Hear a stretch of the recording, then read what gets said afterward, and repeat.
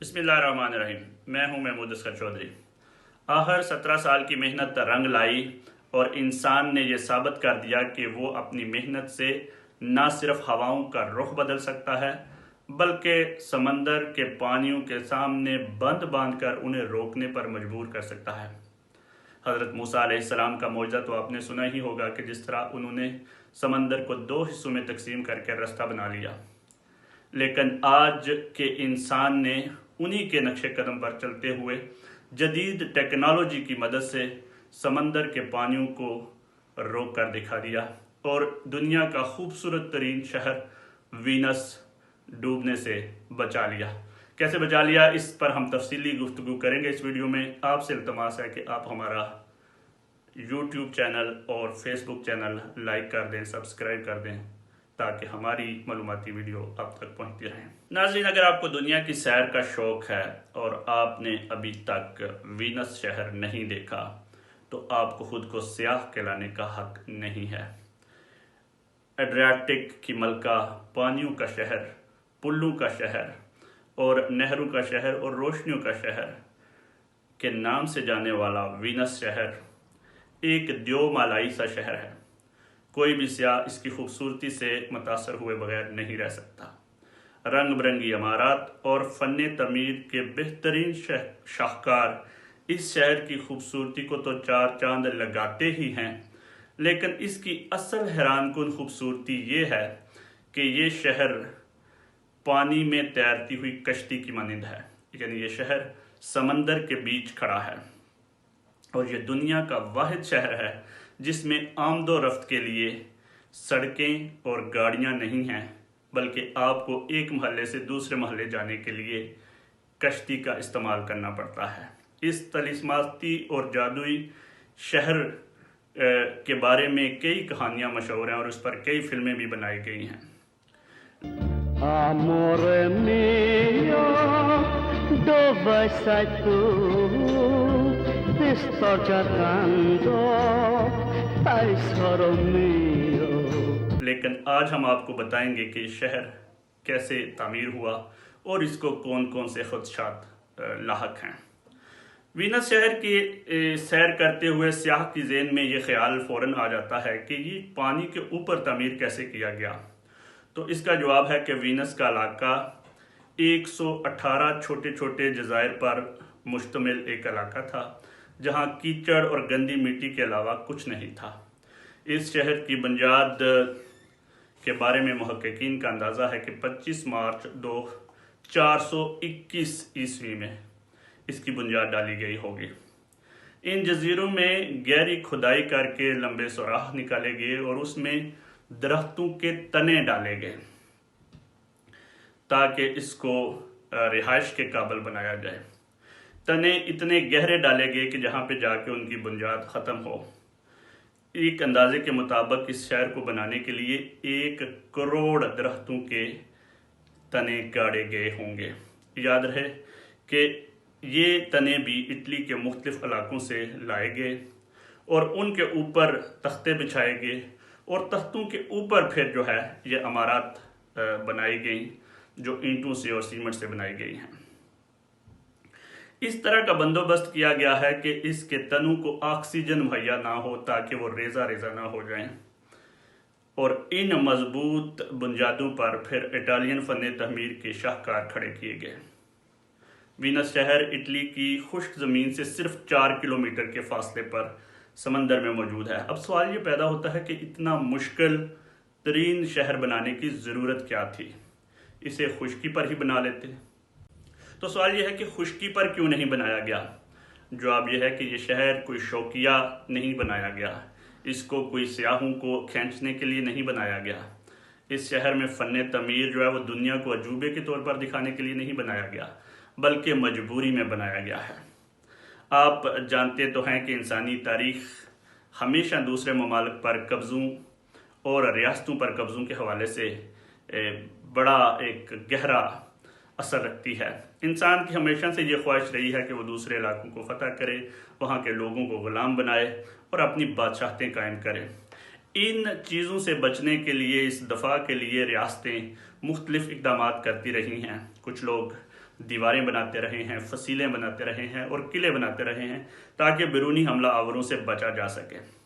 لیکن اٹلی کا علاقہ وینیتو جو ہے، یہ تمام قسم کے قبائل اور بربری جو ہے وہ فاتحین کے لیے ایک بڑا ہی پوائنٹ تھا۔ تو تمام لوگ جب اس پر حملہ کرتے تھے تو وہاں کے شہریوں نے سوچا کہ ان سے بچنے کا ایک ہی طریقہ ہے کہ وہ ان جزیروں پر بھاگ کر جا کر پناہ لے لیں۔ تو شروع میں یہ جو علاقے ہیں یہ پناہ کے طور پر استعمال ہوئے۔ آہستہ آہستہ اس پر جب مختلف حملہ آوروں نے، جس میں کوادی اور مارکانی 5ویں صدی میں اس پر حملہ آور ہوئے، ہنز حملے کرتے رہے اور مقامی آبادی کو بربریت کا نشانہ بناتے رہے۔ وینیتو کے باسیوں کے لیے وینس کے یہ 118 جزیرے ایک پناہ گاہ تھے، کیونکہ بیرونی حملہ آور اکثر گھوڑوں اور یا پیدل فوجی حملے کرتے تھے، اس لیے ان کے لیے سمندر پار کرنا اتنا آسان نہیں تھا۔ وینیتو کے شہری ان علاقوں میں مقیم ہوتے گئے اور آہستہ آہستہ اس شہر کو تعمیر کرتے گئے اور یہ فن تعمیر کا ایک بہترین نمونہ بن گیا۔ اس کے بعد یہ تجارت کا مرکز بھی بن گیا۔ اس کے بعد ریاست وینس بھی وجود میں آئی، جو دنیا بھر کے لیے تجارت کا ایک بہترین مرکز بن گئی۔ یہ دنیا بھر کو نمک سپلائی کرنا شروع ہو گئے اور دنیا بھر سے سامان تجارت یورپ اور دیگر ممالک میں پہنچانا شروع ہو گئے۔ انڈین اور عرب ممالک سے بھی یہ لوگ مسالہ جات کو ادھر سے تجارت کر کے یورپ، اسپین اور دیگر ممالک میں بیچتے، جو کہ اسپین اور دیگر ممالک کے لیے تقریباً بہت لمبا روٹ بنتا تھا۔ تو یہ ایک شارٹ روٹ تھا یورپ تک پہنچنے کے لیے۔ مسلمانوں کے لیے بتاتا جاؤں کہ مسلمانوں کا پہلا قرآن مجید جو پرنٹ ہوا وہ وینس ریجن میں ہوا، کیونکہ سن 1535 میں سلطنت عثمانیہ کے ساتھ ریاست وینس کے تجارتی تعلقات بہت بہتر تھے، اس لیے یہ قرآن جو پہلا پرنٹڈ عثمانی کتاب قرآن مجید ہے وہ وینس کی ریاست میں پبلش ہوا۔ اس قرآن مجید کی پہلی کاپی 1987 میں دریافت ہوئی، جو کہ پہلی پرنٹڈ عربی قرآن کی کاپی کہلائی جاتی ہے۔ 118 جزیروں پر مشتمل اس شہر کو 150 نہریں آپس میں جدا کرتی ہیں۔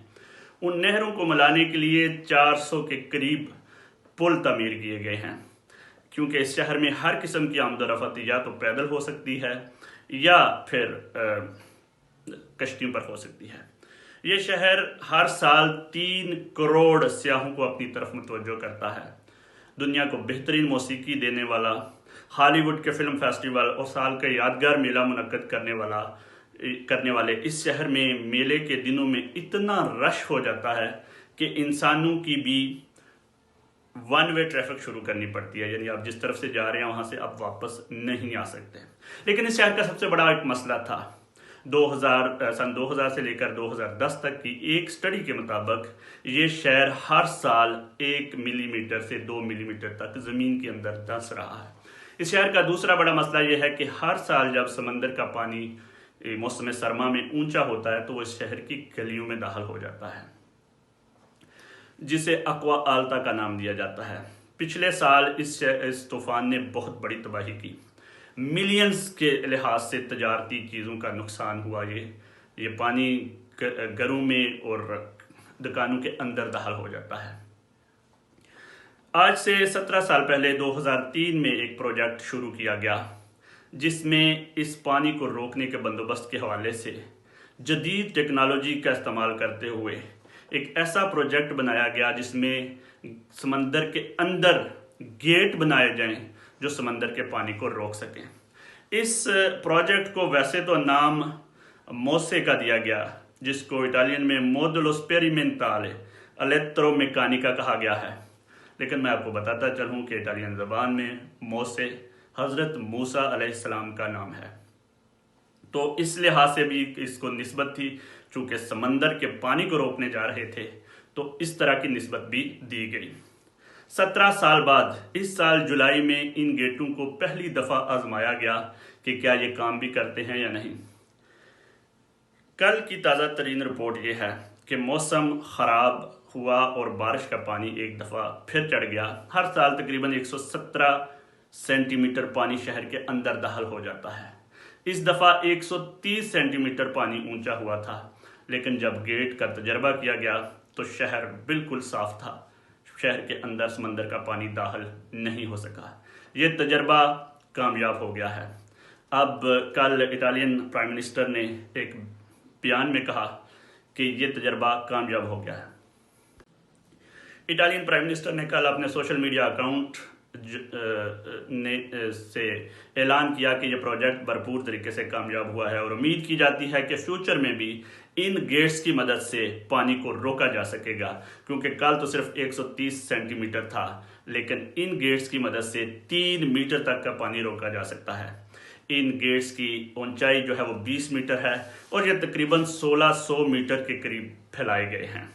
یہ تقریباً 7 بلین یورو کا پروجیکٹ تھا، یہ مہنگا ترین پروجیکٹ، لیکن انسان جو اس شہر کو کمائی ہوتی ہے، جو اس شہر میں تجارت ہوتی ہے، جس طرح اس شہر میں سیاح آتے ہیں، اس کے معاملے میں اس نقصان کو پورا کرنا کوئی اتنا مشکل نہیں ہوگا۔ لیکن انسان نے ایک دفعہ پھر ثابت کیا ہے کہ اگر وہ محنت کرنا چاہے، اگر وہ جدید ٹیکنالوجی کو استعمال کرنا چاہے، اگر وہ علم کو استعمال کرنا چاہے تو وہ سمندروں کا رخ موڑ دیتا ہے۔ مجھے حیرانی ہوتی ہے کہ اگر کسی دوسرے ممالک میں چھوٹی سی بارش کے بعد جو شہر ہیں وہ سیلاب کا منظر اختیار کرنا شروع کر دیتے ہیں، تو وہاں کے باسیوں کو، وہاں کے اہل علم کو، وہاں کے ماہر تعمیرات کو اور وہاں کی حکومتوں کو بھی یہ خیال کرنا چاہیے کہ انہی کی دنیا میں ایسے ممالک بھی موجود ہیں جو سمندر کا راستہ روک رہے ہیں، بارشیں تو کچھ بھی نہیں ہیں۔ آئندہ پھر کسی ویڈیو میں حاضر ہوں گے، اجازت دیجیے، میں مدثر چودھری، اللہ حافظ۔